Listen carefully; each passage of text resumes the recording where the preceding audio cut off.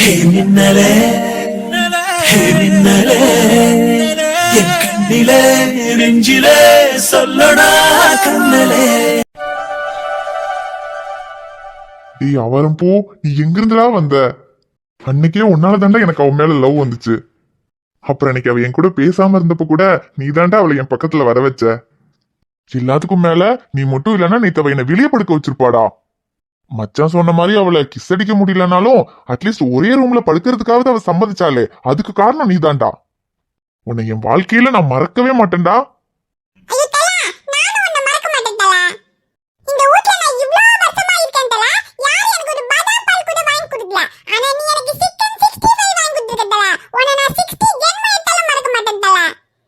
நீ சாப்பிடுறா சிக்கன் 65 என்ன கையில் மட்டும் எனக்கு ஓகே ஆகட்டும், அதுக்கப்புறம் நான் உனக்கு பிரியாணியா வாங்கி தரேன்டா.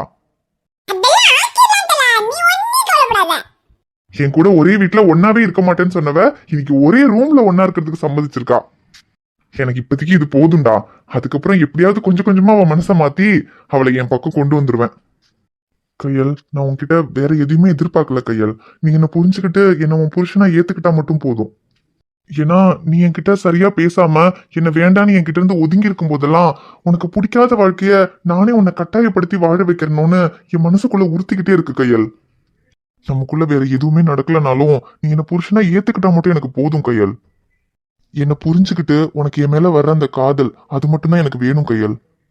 கூடிய சீக்கிரமே என் காதல் உனக்கு புரியும். இப்ப எப்படி ஒரே ரூம்ல ஒன்னா படுக்கிற அளவுக்கு உனக்கு என் மேல நம்பிக்கை வந்திருக்கோ அதே மாதிரி சீக்கிரத்துல நான் உன்னையும் உன் குடும்பத்தையும் நல்லா பாத்துக்குவேன்னு என் மேல உனக்கு முழுசா நம்பிக்கை வரும். அப்புறம் நீயே என்ன புரிஞ்சுக்கிட்டு என் கூட சேர்ந்து வாழ ஆரம்பிப்ப. ஆனா அது வரைக்கும் நீ இந்த வீட்டுல என் கூட ஒன்னா இருந்தா மட்டும் போதும் கையல், எனக்கு வேற எதுவுமே வேண்டாம். அப்புறம் மச்சான் சொன்ன மாதிரி ஒருவேளை அவளுக்கு என்ன பிடிக்காம இந்த வீட்டை விட்டு போறவளா இருந்திருந்தா அவ எப்போ போயிருப்பா. என்னதான் அம்மாவுக்காக இந்த வீட்டுல இருக்கிறதுக்கு சம்மதிச்சாலும் நேத்து ரூம்ல ஒன்னா படுக்கிறதுக்கு சம்மதிச்சிருக்கான்னா அப்போ அவளுக்கு என்ன பிடிக்காமையா இருக்கும். இனி இப்ப அவளுக்கு என்ன பிடிச்சாலும் பிடிக்கலனாலும் இதுக்கப்புறம் என்ன பிடிக்க வைக்க வேண்டியது என் கடமை தானே. உனக்கு நிச்சயமா என்ன பிடிக்காம போகாது கையல்.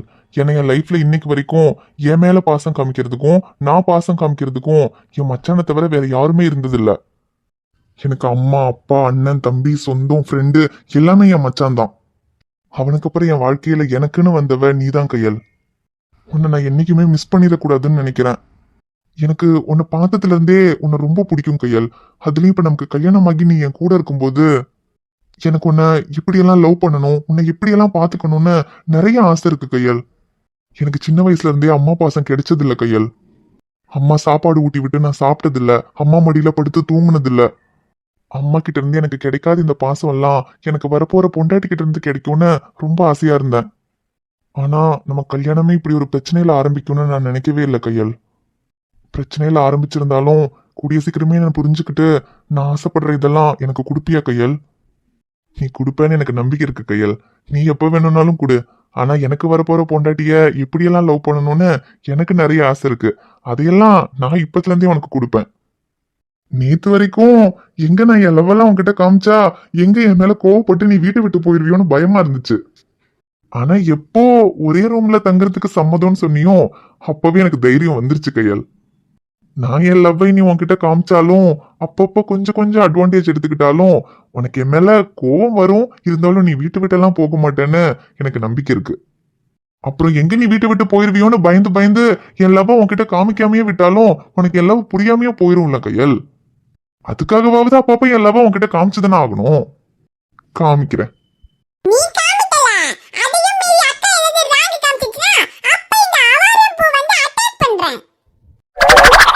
டி செல்லக்குட்டி நல்லா சாப்பிடுறா.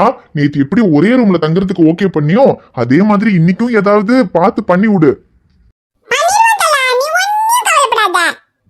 டேய் அப்புறம் இன்னைக்கு நாங்க 2 பேரும் ஒரே ரூம்ல ஒன்னாதான் படுத்திருப்போம். அப்ப கரெக்டா நீ வந்து அவளை பயப்படுத்துறேன்னு வச்சுக்கோயேன். அவ பயத்துல அப்படியே வந்து என்ன கட்டி பிடிச்சிருவா. அதுக்கப்புறம் நான் பாத்துக்கிறேன். நேத்தே மச்சான் சொன்னதை பாத்துருந்துருக்க வேண்டியது. நேத்து ஃபர்ஸ்ட் டைம்ங்கிறதுனால கொஞ்சம் பயத்துல மிஸ் ஆயிடுச்சு. ஆனா இன்னைக்கு எனக்கு நல்ல தைரியம் இருக்குடா. இன்னைக்கு மட்டும் நீ அவளை பயப்படுத்தினு வச்சுக்கோ, கண்டிப்பா இன்னைக்கு நான் ஒர்க் அவுட் பண்ணிருவேன்.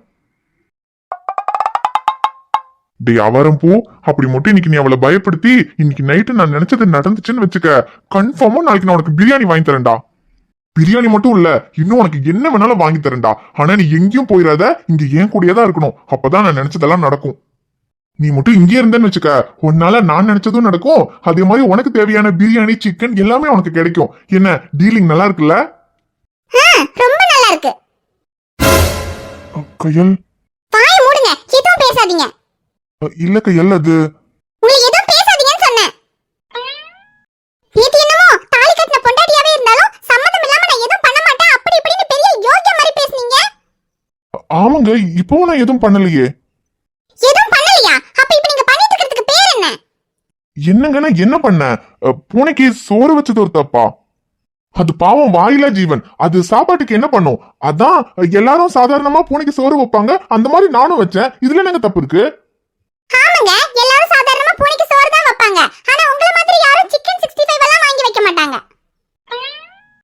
ஐயோ, அக்கா ரொம்ப டென்ஷனா இருக்காங்க. தலை மாட்டிக்கிட்டாருன்னு நினைக்கிறேன். இதுக்கு மேல நம்ம இங்க இருந்தோம், நம்மளும் மாட்டிக்க வந்த ஆவாரம் பூ, அப்புறம் சிக்கன் சாப்பிட முடியாது. எஸ்கேப் ஆயிடுறா. தலை மஞ்சுக்கு தலை உன்னை பாதியிலே விட்டு போறேன். நைட்டு பாத்துக்கோ விடு. அப்போ இதெல்லாம் உங்க வேலை தானா? நேத்து நீங்க பேசுனதெல்லாம் கேட்டு ஒரு நிமிஷம் நான் கூட நீங்க நல்லவரா இருப்பீங்களோன்னு நம்பிட்டேன். எங்க இப்பவும் நான் நல்லவன் தாங்க. நல்லவன் பண்ற வேலையை இப்ப நீங்க பண்ணிக்கிட்டு இருந்தீங்க. தாலி கட்டிட்டேங்கிற உரிமையில என்கிட்ட எந்த அட்வான்டேஜும் எடுத்துக்க மாட்டேன், உன் விருப்பம் இல்லாம உன் பக்கத்துல கூட வர மாட்டேன்னு சொல்லிட்டு கடைசியில ஒரு பூனை வச்சு என்ன பயப்படுத்தி உங்க பக்கத்துல வர வச்சிருக்கீங்க. இதெல்லாம் நீங்க அப்ப வேணும்னே பிளான் பண்ணி பண்ணிருக்கீங்க. எங்க இதென்ன விண்வெளிக்கு ராக்கெட் விடுற மிஷினா பிளான் பண்ணி எல்லாம் பண்றதுக்கு? இல்ல, கட்டின பொண்டாட்டிய கட்டி பிடிக்கிறதுக்கு போய் யாராவது இந்த அளவுக்கெல்லாம் வந்து பிளான் பண்ணிக்கிட்டு இருப்பாங்களா?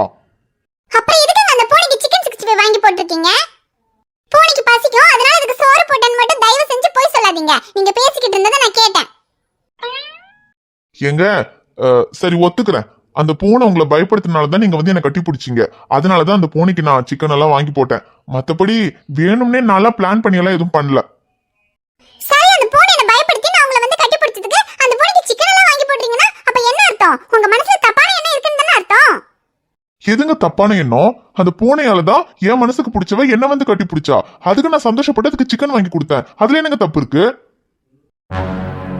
உங்களுக்கு வேணும்னா என்ன புருஷனா ஏத்துக்க முடியாம இருக்கலாம், ஆனா நான் உங்க கழுத்துல தாலி கட்டியிருக்கேன். இந்த ஜென்மத்துல எனக்கு நீங்க தான் பொண்டாட்டி. நடந்த கல்யாணம் வேணும்னா அவசரமா நடந்திருக்கலாம், ஆனா இதுக்கப்புறம் இருக்கிற வாழ்க்கைய உங்க கூட அவசரப்படாம நிதானமா சந்தோஷமா ஒவ்வொரு நிமிஷத்தையும் அனுபவிச்சு வாழணும்னு நினைக்கிறேன். அதுக்காக நான் உங்களை என் கூட நீங்க கண்டிப்பா வாழ்ந்துதான் ஆகணும்னு உங்களை கட்டாயப்படுத்தல. என்னை புரிஞ்சுக்கிட்டு என்ன நீங்க ஏத்துக்கிட்டா நான் சந்தோஷப்படுவேன். இல்ல ஏத்துக்கலன்னா என்ன புரிய வைக்கிறதுக்கு முயற்சி பண்ணுவேன். எவ்வளவு முயற்சி பண்ணி உங்களுக்கு என்ன புரியலன்னா கடைசி வரைக்கும் உங்களுக்கு என்ன புரிய வைக்கிறதுக்கு முயற்சி பண்ணிக்கிட்டே இருப்பேன். அதுக்கும் மேல என்ன புரிஞ்சுக்கிறதும் புரிஞ்சுக்காம இருக்கிறதும் உங்க விருப்பம்.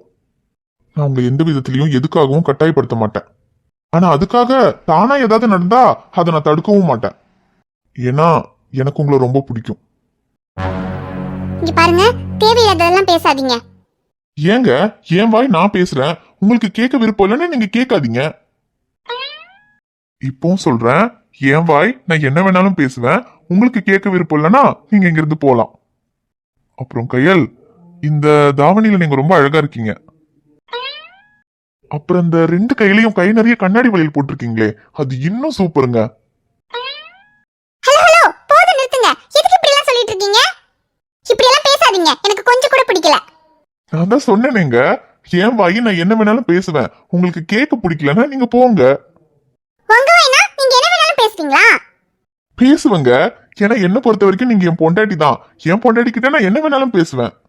ஆனா உங்களை பொறுத்த வரைக்கும் நான் ரூம்மேட். ஆஸ் அ ரூம்மேட்டா என்ன இப்படி பேசணும் இப்படி பேசக்கூடாதுன்னு சொல்றதுக்கெல்லாம் உங்களுக்கு எந்த உரிமையும் இல்ல. சரி, என்னமோ பேசுங்க, எனக்கு என்ன? நான் கேட்காம இங்க இருந்து போனா போதும்ல, நான் போறேன். போங்க. அப்புறம் அந்த முந்தானையை தூக்கி சொருகிருக்கீங்களே, அது அதை விட செம்மங்க. என்னங்க இன்னும் போல? போறேன். போறதுன்னா போங்க, இல்ல இன்னும் 2-3 விஷயம் சொல்ல வேண்டியிருக்கு, அதையும் கேட்டுட்டு போறதுனால ஒன்னும் பிரச்சனை இல்ல. ஐயோ, ஒண்ணும் தேவையில்ல, நான் போறேன். போக்கையல், போறதுன்னா எங்க வரைக்கும் போவ? என்ன தாண்டி ரொம்ப தூரம் எல்லாம் உன்னால போக முடியாது. பட் இருந்தாலும் எனக்கு நீ ஈஸியனா வேணா, பேசி பேசி கரப்பல்ல வேணானா, தொல்ல பண்ணி அலையாம திரியாம கிடக்கிற காதல வேணா வேணா, எனக்கு ஜாதகமும்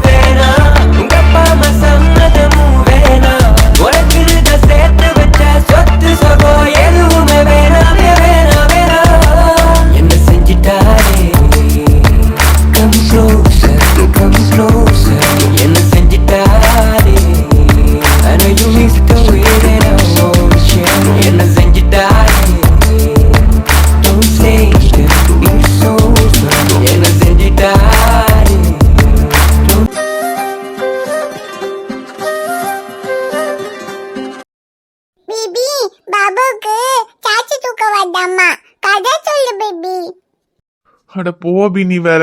இங்க என் கதையே பெரிய கதையா இருக்கு. இதுல எங்கிருந்து நான் கதை சொல்றது? என்ன கதை பேபி? அது ஒன்றும் இல்லை அபி, உனக்கு சொன்னா புரியவா போகுது. சரி, உனக்கு தூக்கம் வருதா? சரி, நான் கதை சொல்லி தூங்க வைக்கிறேன், வா. இல்ல பேபி வேணா, இப்போ தாச்சு தூக்கம் வரல, அப்புறமா தூங்கலாம். நான் பாபா கூட விளையாண்டுட்டு வரேன். சரி அபி, நீ விளையாடு. தூக்கம் வரும்போது சொல்லு, நான் தூங்க வைக்கிறேன். சரி. ச்சே, என் லைஃப்ல எந்த விஷயத்துக்குமே நான் இவ்ளோ கன்ஃபியூஸ் ஆனதில்ல. ஒரு விஷயம் வேணும்னா வேணும், வேண்டானா வேண்டாம், அவ்வளவுதான். ஆனா இப்படி வேணுமா வேண்டாமான்னு எதுக்காகவும் இப்படிலாம் நான் யோசிச்சதே இல்லை. என் மனசு மொத்தம் என் மின்னல் மட்டும்தான் இருக்கா. அவளை தேடி கண்டுபிடிக்கணும்னு நினைச்சுக்கிட்டு இருக்கேன். ஆனா ஏன் இவளை பார்த்தா மட்டும் நான் என் மின்னலையே மறக்கிறேன்? கனவுல வந்தவ என்ன ரொம்ப டிஸ்டர்ப் பண்ணிட்டான்னு நினைச்சேன். ஆனா நிஜத்துல இருக்கவ அதை விட அதிகமா டிஸ்டர்ப் பண்றா. இப்ப நான் கனவுல வந்தவளை தேடணுமா இல்ல நிஜத்துல இருக்கவளை பார்க்கணுமா? எனக்கு ஒண்ணுமே புரியல. கனவுல அவ வரும்போது கனவுல மட்டும்தான் மின்னல் அடிக்கும். ஆனா இவளை பார்க்கும் போதெல்லாம் நிஜத்திலேயே மின்னல் அடிக்குது. ஒருவேளை சக்தி சொல்ற மாதிரி நான் தான் கனவை தேடுறேன்னு நிஜத்தை விடுறேன்னா? என்னால இவளை விடவும் முடியல, அவளை மறக்கவும் முடியல. என்ன பண்ணணும்னு எனக்கு ஒண்ணுமே புரியல. அப்படியே தலையெல்லாம் வெடிக்குது. ஏண்டி, எனக்கு என்ன வேணும்னு எனக்கே தெரியாத அளவுக்கு என்னை இப்படி குழப்பிட்டியடி. என்ன வேணும் பேபி? தூக்கி வேணுமா? ஐயோ, சாக்கி எல்லாம் இல்லடா அபி. அது அபி, நான் உன்கிட்ட ஒன்னு கேட்டா கரெக்டா சொல்லுவியா? சொல்லேன் பேபி. என்னது ஏபிசிடியா? ஏபிசிடி படிச்சிட்டேன் பேபி. சொல்லட்டா? ஏபிசிடி அடி எஸ்ஐஜேகே லலலனபி. ஏய் அபி அபி, இரு. ஏபிசிடி எல்லாம் இல்ல. இப்ப நான் உன்னை கேட்பேன், அதுக்கு நீ கரெக்டா யோசிச்சு சொல்லணும். என்னது? கேளு. அபி, இப்போ உனக்கு சாக்லேட்டும் பிடிக்கும், ஐஸ்கிரீமும் பிடிக்கும்ல? ஆமா, எனக்கு ரெண்டுமே பிடிக்கும். சாக்கி நிறைய பிடிக்கும், ஐஸ்கிரீம் நிறைய பிடிக்கும்.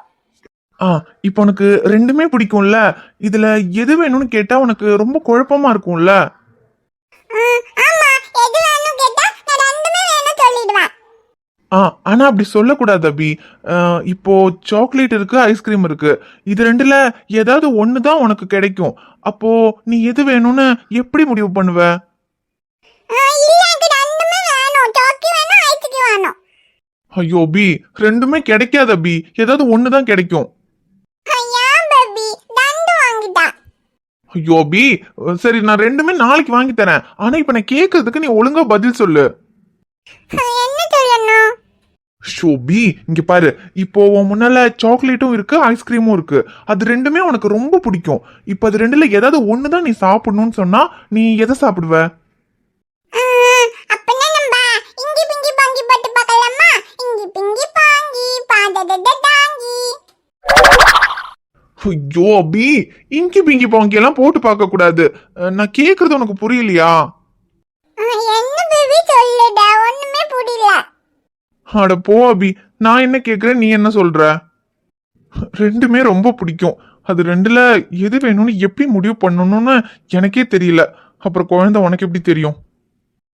பேபி, எனக்கு தெரியும். என்ன தெரியும்? இப்போ சாக்கி அச்சிக்கி இருந்தா ரெண்டுல நான் என்ன சாப்பிடுவேன்னு தானே உனக்கு தெரியணும். நீ ரெண்டையும் சாப்பிடுவ, அதானே சொல்ல போற? இல்ல, இது சொல்லுடா. சாக்கி அச்சிக்கி அச்சிக்கி சாக்கி சாக்கி அச்சிக்கி.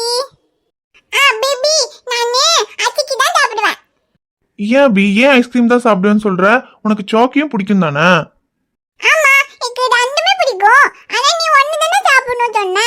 அப்ப நான் கண்ணு மூடி பார்த்தேன்னா கண்ணு மூடும்போ எனக்கு அச்சிக்கி தான் கண்ணு முன்னால வந்துச்சு. அதான் அச்சிக்கி சாப்பிடுவேன் சொன்னேன். அப்படி சொல்ற மாதிரி கண்ணு மூடினா கண்ணு முன்னால எது வருதோ அதான் என் மனசுல இருக்குன்னு அர்த்தம். ஆனா எப்பவுமே கண்ணு மூடினா என் மின்னல் தான் கண்ணு முன்னால வருவா. இப்ப கண்ணு மூடி பார்க்கலாம். இப்பவும் கண்ணு முன்னால என் மின்னல் வந்தா அப்ப நிச்சயமா என் மனசுல மின்னல் மட்டும்தான் இருக்கா. அதுக்கப்புறம் வேற எதை பத்தியும் யோசிக்காம என் மின்னலை தேடி கண்டுபிடிக்கிற வேலையை மட்டும் பார்க்கணும்.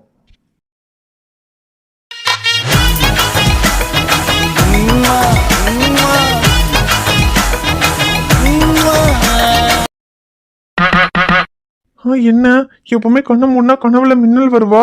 ஆனா இப்போ டேய், நீ அவளை கிஸ் பண்ணதுல நீ ரொம்ப கன்ஃபியூஸ் ஆயிட்ட. அதான் அவளை நினைக்காம ஒழுங்கா கண்ணு மூடி பாடுறா.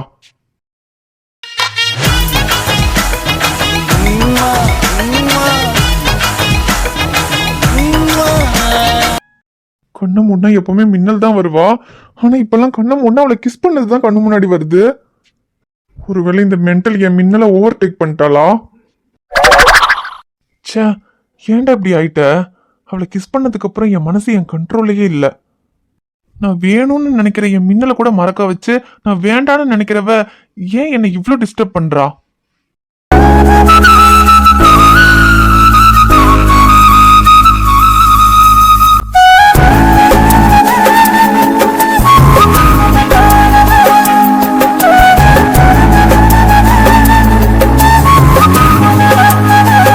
ஹாய் ஃப்ரெண்ட்ஸ், எல்லாரும் எப்படி இருக்கீங்க? நிச்சயமா நலமா இருப்பீங்கன்னு நம்புறோம்.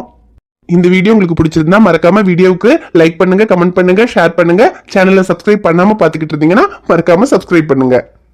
பாப்பா உங்களை பார்க்க நாளைக்கு வருவேன்.